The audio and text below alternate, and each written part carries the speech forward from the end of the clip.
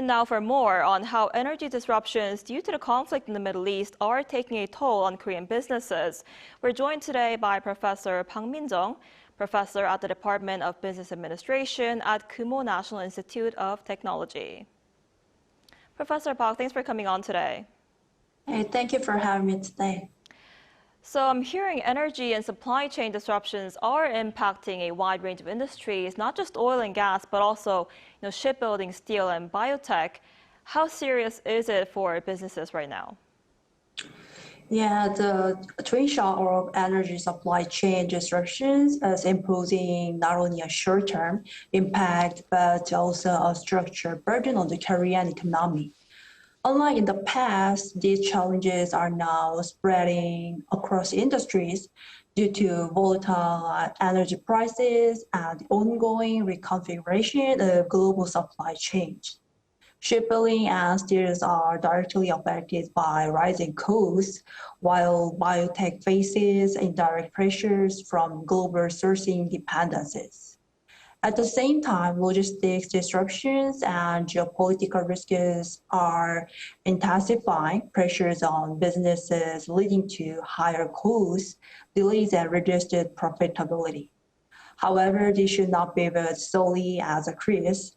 As supply chain becomes more regionalized, Korean firms are being pushed to diversify supply sources, improve energy efficiency, and strengthen risk management. So the overall it means that finally, while the short-term impact is now significant, this shock may also drive structural transformation and enhance long-term competitiveness. I see, and the Korean won against the dollar dropped to its lowest level since the 2009 financial crisis. How is this impacting the Korean economy? Now, the Korean won's depreciation to its lowest level since the 2009 financial crisis, having mixed but predominantly negative impacts on the economy. On the positive side, export-oriented industries such as semiconductors, automobiles, and shipbuilding may gain some price competitiveness in global markets. However, the downside pressures are more significant. Korea relies heavily on imported energy raw materials, so weaker won directly increases import costs, leading to higher production expenses and inflationary pressures. This reduces real purchasing power for households and compressed profit margins for farms.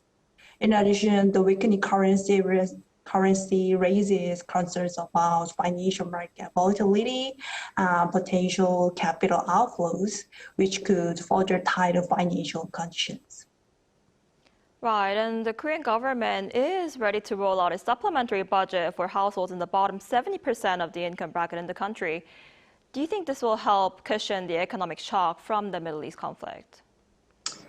Now, the supplementary budget targeting the bottom 70% of households can provide short-term relief, but its effectiveness in cushioning the broader economic shock from the Middle East conflict will likely be limited. On the positive side, direct cash support can help stabilize household consumption, especially among lower and middle income groups who are more vulnerable to rising energy prices and inflation.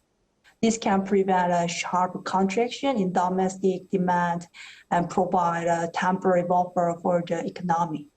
However, the current shock is largely driven by external factors, such as energy prices, volatility, and global supply disruptions, which fiscal transfers alone cannot fully offset. And in addition, the one-off nature of the support means its impact may fade relatively quickly without addressing underlying structural vulnerabilities. Therefore, while the supplementary budget is now a useful short-term stabilization tool, it should be complemented by broader measures such as energy cost management, supply chain diversification, and targeted support for affected industries to effectively mitigate the overall economic impact. Right, and before I let you go on interest rates, financial markets have raised bets on a U.S. Fed rate hike this year. After the Fed chair said the central bank can wait and see how the Iran war affects inflation, how might this shift impact the global economy and the Bank of Korea's decision on its key interest rates? That's scheduled for next week on April 10th. The shift in market expectations from pricing rates hikes to a wait-and-see stance signals a broader rise in global uncertainty. The Fed's cautious approach reflects the difficulty of responding to supply-driven shocks like energy price spikes caused by the Iran conflict. For the global economy, these implies two key effects. First is that financial conditions may temporarily ease as expectations of further tightening decline. However, at the same time, high energy prices and supply disruptions are likely to push inflation up while slowing growth, raising concerns about stagflation risks. For the Bank of Korea, the decision becomes more complex. On one hand, reduces pressure from U.S. rate hikes gives the Bank of Korea more flexibility to hold or even consider easing.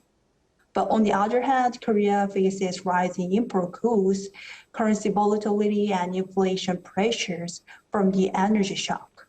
Therefore, the most likely scenario is a cautious pause.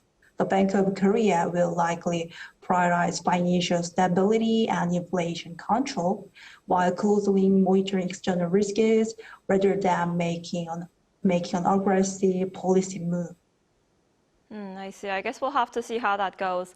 All right, Professor Park, thank you so much for your insight this morning. We appreciate it. Thank you.